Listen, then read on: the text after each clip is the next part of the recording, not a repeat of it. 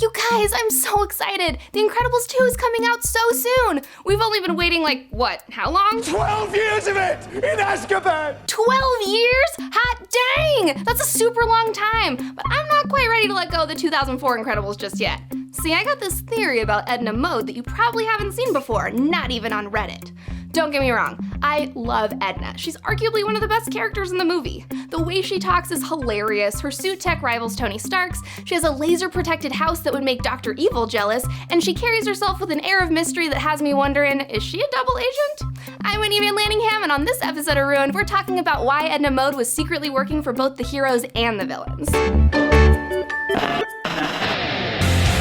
Let's talk about the dark side of Edna Mode, like that Pink Floyd album. Homegirl has a lot of literal skeletons in her couture closet, so she's gotta either be an evil villain or sabotaging Syndrome to ease her survivor's guilt from the old days. Her kill count includes Thunderhead, who got himself attached to a missile set to destruct, Stratigale, who got sucked into a jet turbine and shredded into a million tiny pieces, Metal Man, who got squished by an elevator, Dynaguy, who snagged his cape on takeoff, and Splashdown, who got sucked into an oceanic vortex. Maybe she feels bad that she killed off all those supers, and that's why she tries to help Mr. Incredible as much as she can by giving Syndrome's costume a cape. But I don't think it's just survivor's guilt, and I also don't think that she's a straight-up villain like some people do. I don't think she included capes in those other hero costumes on purpose. What reason would she have to kill off supers when Mr. Incredible was doing a pretty good job on his own of getting his super-powered coworkers retired by the government? About a month ago, Reddit user Gem Games posted a theory that Edna was working alongside Syndrome to take down Mr. Incredible and Elastigirl. He posed the question, what if Edna installed the homing device into Mr. Incredible's suit so that Syndrome and his wife could keep track of him? It's a really cool theory, but I don't buy 100% of it.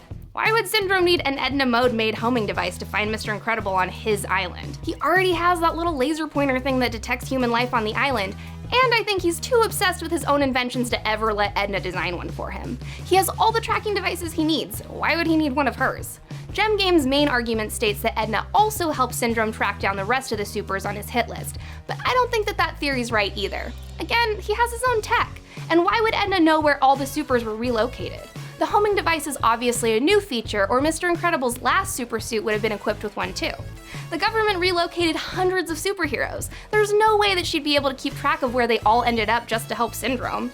The only part of this theory that makes a really good point is that it's possible that Edna made Syndrome's suit for him in exchange for his high-tech security measures. But I like that theory because it fits real nicely into mine. So well done, Gem Games! So here's my question. What if Edna isn't a hero or a villain? What if she's always been an agent for both good and evil? Let's break it down. First of all, we've got to talk about Edna's style. Her whole vibe is super villainy, dude. Disney's been priming us since we were kids to spot a bad guy in a movie right away. Bad guys always wear black or black and red, they always live in a big creepy supervillain mansion, and they always have a weird accent, so you know they're not from around these parts. Let's go over the Edna Mode abode. When Mr. Incredible first drives up, we know this bitch means business because she has a frickin' fence with frickin' laser beams. And for what reason? It sure as hell is not for her secret identity as a high fashion designer because I don't see a single paparazzo outside that mansion. She's obviously not interesting enough for TMZ, and she's not famous enough to need lasers on her gate, so that must mean that the beefed up security measures coincide with her past life as a supersuit designer. When Mr. Incredible buzzes the intercom, one of Edna's guards answers, insisting that Mr. Incredible must have an appointment. But what happens next is what I find interesting.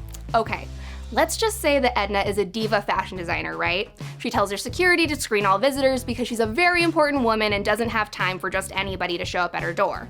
So why does she admonish her guard for doing his job? She literally smacks him in the face and hurtles over to answer the door. All he did was ask who's there, damn. Which got me to thinking, maybe the guards aren't there to keep somebody out. Maybe they're there to keep her in. Walking through her house, it's obvious that Kylo Ren was her interior decorator. Everything is red and black, and her outfit looks like it would fit right in at Bowser's NES Palace. And if her style doesn't convince you she's a part-time supervillain, her accent definitely has to. Disney and almost every other cartoon media outlet has been conditioning us to pick out a villain in a lineup by their spooky foreign accent, like Scar or Ursula or Jafar. A little racist? Sure it is! But all of these factors combined are what led me to believe that Edna used to be a double agent, working for both heroes and villains alike. Also, have you noticed that Edna seems way too excited every time shit's about to go down? It's almost like she's encouraging Mr. Incredible to moonlight as a superhero, even though she knows that if he's caught, the government won't be able to erase any more memories or relocate his family again. When he tells her he just needs a patch job, she responds by telling him that his brand new supersuit would be ready by his next assignment. So either she's just bored as hell like Mr. Incredible because she can't do any hero work, or she's up to something. When Elastigirl comes to visit, Edna doesn't even try to hold back. As soon as Elastigirl accuses her of helping her husband resume secret hero work behind her back, Edna acts shocked, but like fake shocked. Like how you act shocked when your ex-boyfriend tells you he got chlamydia from the girl he started boinking after you broke up. Personally, I think Edna was egging her on purpose. Takes a bitch to know a bitch. Edna wanted to stir the pot, she wanted to do something bad again, but not too bad like aiding and abetting a supervillain, but bad enough that it could put her friend's marriage at risk. Cue all the Taylor Swift songs, because Edna is totally encouraging Elastigirl's freak out. The easiest way to watch your friend's relationship blow up is to plant that seed of doubt, and Edna is doing some hella gardening.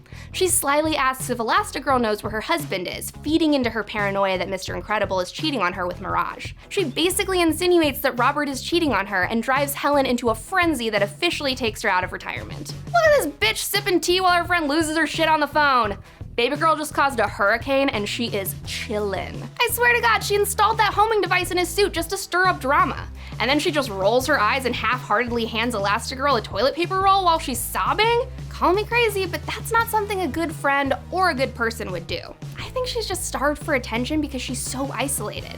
That's why she tells Elastigirl to come back and visit her whenever she wants, and insists that Robert come back to her for his new suit. But back to her house. When Elastigirl comes to visit, Edna leads her down a shadowy, unlit staircase to her underground fashion fortress. Edna has to go through like 7 different security protocols before she can open the door to her design studio, and her robot gun still almost kills her guest.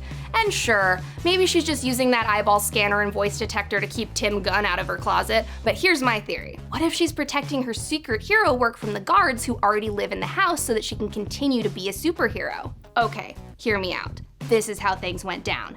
Edna was a supersuit designer who didn't care who her clients were as long as they paid. She designed suits for all the bad guys and for all the good guys, so when government agents started retiring superheroes, they didn't know what to do with her. They couldn't throw her in jail with the rest of the villains because she didn't actually do anything. She just made suits for the guys who did. And they couldn't just retire her and let her roam free because they couldn't trust her to be an upstanding citizen in Metroville. I think those security guards are there to keep her locked in, which is why she has to do all of her suit making underground in secret. Why else would she smack her guard in the face for doing his job unless she didn't want him to do his job because he's keeping her on house arrest? I'd smack a bitch too if I was never allowed to leave my apartment, shit.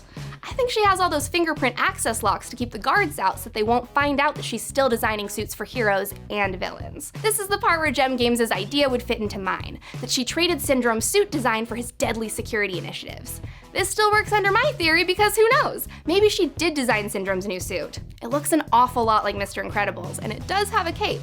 So maybe our girl Edna was trying to take down one last bad guy as a double agent to relive her glory days. So let's recap. Edna probably helped take down Syndrome with that cape she designed for his costume. Her house is hollow and empty and dark, just like your average supervillain's heart. She dresses like she's about to go kick some honey bun's ass alongside Mulan, and she willingly sabotages her friend's marriage. And I think she's locked in her house by government agents who can't trust her on the outside. This is just my theory about Edna Mode's hero-villain status in the first Incredibles, but I want to know what you guys think in the comments. Incredibles 2 is coming out soon, and I'm so excited to see if we get Edna's real backstory. It'll be fun to see which internet theories will pan out, but obviously mine will, because I'm right.